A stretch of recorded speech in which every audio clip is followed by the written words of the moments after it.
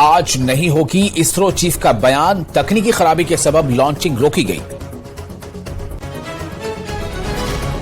Police यादगारी दिन, आज अमित शाह ने शहीदों को पेश किया खिराज अकीदत। महाराजा गुलाब चंद की जयंती पर लेफ्टिनेंट गवर्नर मनोज सिन्हा ने ट्वीट करके खिराज अकीदत पेश किया। लिखा, उनके मुदब्बराना हिकमत अमली, बहादुरी और आवाम की फलाह बहबूद के अज़्म से मिलती रहेगी नस्लों को तरगीब।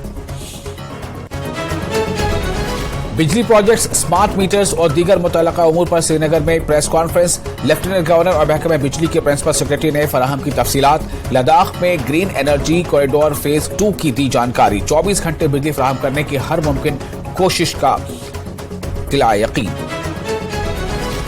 लोगों के जमहूरी हक को जल्द अज जल्द किया जाना चाहिए बहाल। जम्मू कश्मीर कांग्रेस के सदर वकार रसूल वानी का बयान। श्रीनगर में कई सरकर्दा सियासी शख्सियात और कारकुनों ने की कांग्रेस में शमूलियत इख्तियार।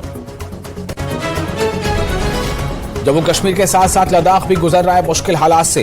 पीडीपी सदर महबूबा मुफ्ती का इल्जाम। किश्तवाड़ का किया दौरा, कहा लोगों में नहीं देखी पहले कभी इतनी परेशानी।